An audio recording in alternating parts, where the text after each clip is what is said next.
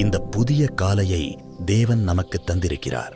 நாம் விழிக்கும் ஒவ்வொரு காலையும் தேவனுடைய கிருபையின் புதிய சாட்சி. இந்த உலகத்தில் பல விஷயங்கள் மாறிக்கொண்டே இருக்கின்றன. மனிதர்களின் எண்ணங்கள் மாறுகின்றன, சூழ்நிலைகள் மாறுகின்றன, அரசுகளும் அதிகாரங்களும் கூட காலத்தோடு மாறுகின்றன. ஆனால் ஒரு விஷயம் மட்டும் ஒருபோதும் மாறுவதில்லை. அது தேவனுடைய ஆட்சி. கர்த்தாவே, நீர் என்றென்றைக்கும் இருக்கிறீர். உம்முடைய சிங்காசனம் தலைமுறை தலைமுறையாக நிலைநிற்கும். புலம்பல் 5:19.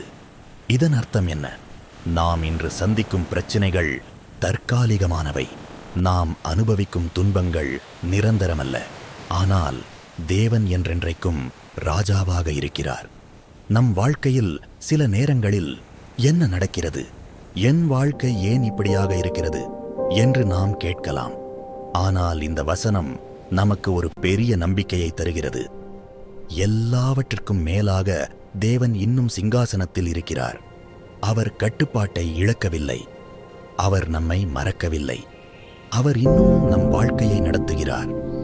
இன்று காலையில் நீங்கள் எதையாவது கவலைப்படுகிறீர்களா? உங்கள் குடும்பம் குறித்து கவலை இருக்கலாம். உங்கள் எதிர்காலம் குறித்து பயம் இருக்கலாம். உங்கள் பிரார்த்தனைக்கு பதில் வராதது போல தோன்றலாம்.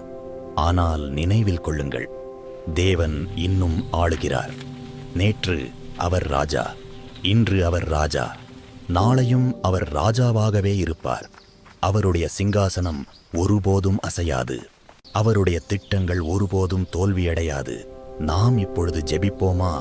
என்றென்றைக்கும் ராஜாவாக இருப்பவரே, இந்த புதிய நாளுக்காக உமக்கு நன்றி. எங்கள் வாழ்க்கையில் நடக்கும் எல்லாவற்றையும் நீர் அறிந்திருக்கிறீர். எங்கள் பயங்களையும் கவலைகளையும் உமக்கு கொடுக்கிறோம். இன்று எங்களை நடத்தி உமது சித்தத்தின்படி வாழ உதவுங்கள். இயேசுவின் நாமத்தில் ஜெபிக்கிறோம். ஆமேன். இந்த வார்த்தை தினமும் நீங்கள் கேட்க விரும்பினால் இந்த வீடியோவை லைக் செய்யவும், ஷேர் செய்யவும், சப்ஸ்கிரைப் செய்ய மறக்காதீர்கள். இதை மற்றவர்களுக்கு தெரியப்படுத்துங்கள்.